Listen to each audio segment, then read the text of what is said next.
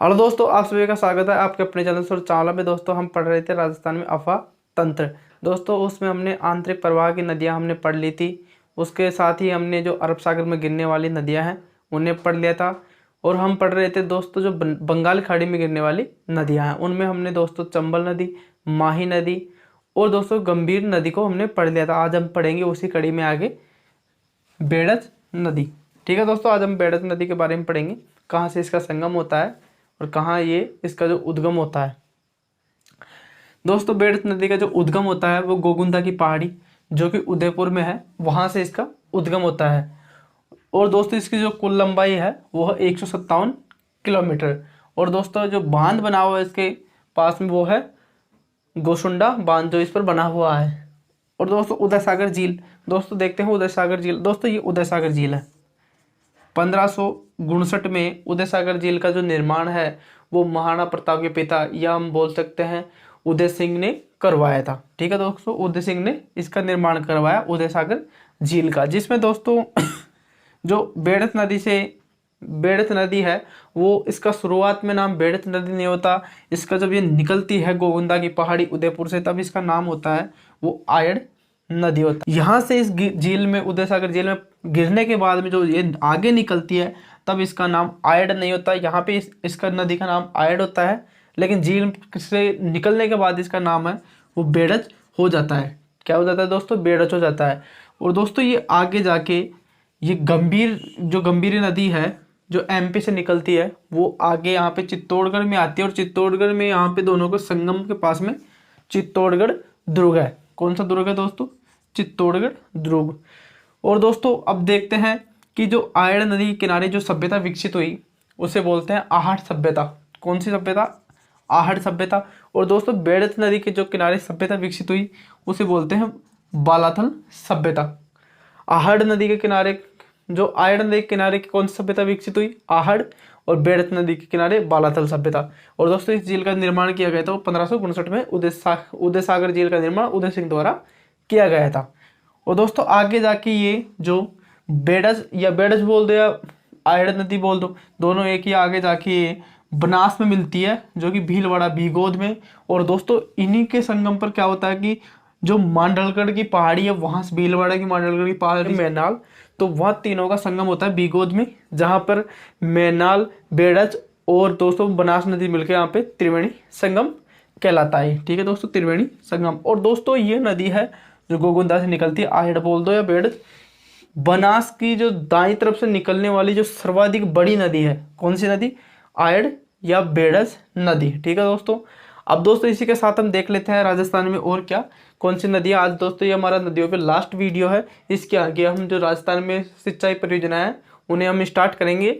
ठीक है दोस्तों। तो राजस्थान की जो सबसे लंबी नदी है वो है चंबल नदी। और जो पूर्णतः बहने वाली राजस्थान की सबसे लंबी नदी है वो है बनास नदी। और उत्तरी साइड में जो राजस्थान में जो सबसे लंबी नदी है वो कौन सी है? घग्गर नदी।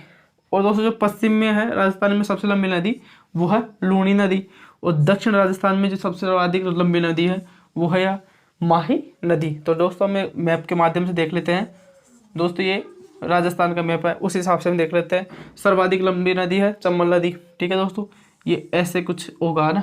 उसके बाद में पूर्णतः जो बहने वाली बनास नदी है वो राजसमंद की पहाड़ियों से निकलती है और सवाई माधोपुर में आके चंबल में मिल जाती है।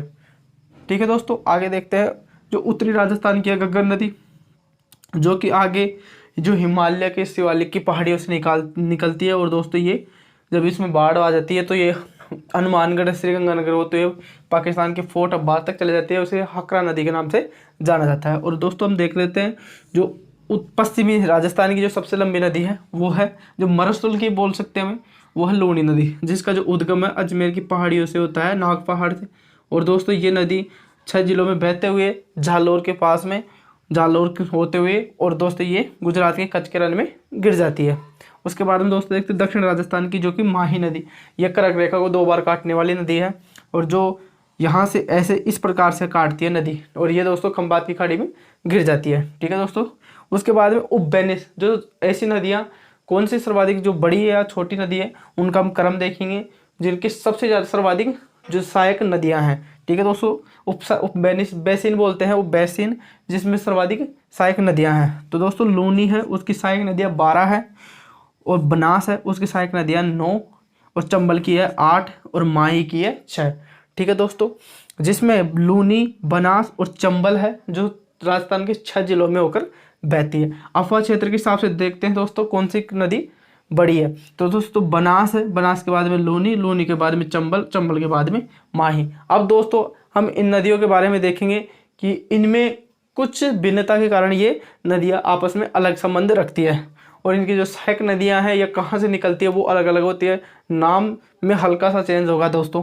देखते हैं मोरेन और मोरेल, नाम में हल्का सा चेंज है, मोरेन और मोरेल। दोस्तों जो मोरेन नदी है वो माही की सहायक नदी है, और मोरेल नदी है वो बनास की सहायक नदी है। दोस्तों अब देखते हैं आगे सूकली और सूकड़ी। तो दोस्तों जो सूकली नदी है वो है पश्चिम बनास की सहायक नदी, और सूकड़ी नदी है वो लूनी की सहायक नदी। जो सूकड़ी नदी पे जो कि इतिहास प्रसिद्ध 1311 में जो साका हुआ था, वहाँ पे कहाँ जालोर दुर्ग भी इसी के किनारे बसा हुआ है, सूकड़ी नदी किनारे। और आगे देखते हैं सीपू और सीप। दोस्तों सीपू है जो पश्चिम बनास की सहायक नदी है, और सीप है वो चंबल की सहायक नदी है। अब दोस्तों देखते हैं गंभीर और गंभीरी। तो दोस्तों गंभीर है वो यमुना की सहायक नदी है। ठीक है दोस्तों, करौली से निकलने वाली। और गंभीरी है वो एमपी से निकलती है, और ये बेड़ज की सहायक नदी है। ठीक है दोस्तों, बेड़ज की सहायक नदी, इसके बारे में बात करते हैं गंभीरी के बारे में जो एमपी से निकलती है। उसके बाद में दोस्तों बात करते हैं राजस्थान में 3 खारी नदियाँ हैं। कितनी खारी नदियाँ दोस्तों? 3। अब उनके बारे में दोस्तों देखते हैं क्या क्या है। दोस्तों पहली खारी नदी है वो सिरोही से निकलती है, सिरोही से निकलती है शेरगढ़ की पहाड़ी से। ठीक है दोस्तों, जो कि लूनी की सहायक नदी है। ठीक है दोस्तों, लूनी की सहायक नदी है, और लूनी अरब सागर में गिरती है। उसके बाद में दोस्तों नेक्स्ट जो खारी नदी है वो नागौर से निकलती है, जो कि सांबर झील में गिरती है। ये क्या है? अंतःप्रवाह की नदी है खारी, यहाँ से निकलने वाली नागौर। अब दोस्तों देखते हैं खारी नदी है वो राजसमंद से निकलती है, राजसमंद की बिजराल की पहाड़ी से निकलती है, जो कि बनास की सहायक नदी है, और बनास की नदी बंगाली खाड़ी में जाकर गिरती है। अब दोस्तों देखते हैं बनास की भी है जो सवाई माधोपुर में चंबल से मिल जाती है, तो ये हम कह सकते हैं बंगाल खाड़ी में गिरने वाली नदी है। अब दोस्तों देखते हैं पार्वती और पार्वती। तो दोस्तों ये दो नदियां हैं, पार्वती वो चंबल की है, और पार्वती है वो गंभीर की सहायक नदी है। उसके बाद में दोस्तों देखते हैं मानसी और मानसी। ये जो नदियां हैं, मानसी है वो बनास की सहायक नदी है, और मानसी है वो साबरमती की सहायक नदी है। अब उसके बाद में दोस्तों देखते हैं काली सील, जो कि बनास की सहायक नदी है, और काली सिंध है वो चंबल की सहायक नदी है। उसके बाद में दोस्तों देखते हैं रूपारेल और रूपनगढ़। रूपारेल है वो अलवर और भरतपुर की मुख्य वहाँ की जो नदी है जिस पर मोती झील बनी हुई है। और दोस्तों जो रूपनगढ़ है वो अजमेर की सहायक नदी है, जो अंतःप्रवाह की नदी है, और सामर झील में इसका जो जल है वो गिरता है। और साबी है, और एक है सागी। दोस्तों साबी है जो वो जयपुर से निकलती है, और दोस्तों और गुड़गांव के मैदान हरियाणा में जाके विलुप्त, तो अंतःप्रवाह की नदी है वहाँ पे विलुप्त हो जाती है। और सागी नदी है वो लूणी में जाके गिर जाती है, लूणी की सहायक नदी है। अब दोस्तों देखते हैं कांतली और कांकनी। तो दोस्तों कांतली नदी है वो तोरावटी में जो क्षेत्र होता है वहाँ पे है, और दोस्तों जो कांकनी नदी है वो जैसलमेर की मसूदरी की नदी है। दोस्तों हम इसके बाद में राजस्थान में जो प्रमुख सिंचाई परियोजनाएं हैं उनके बारे में देखेंगे।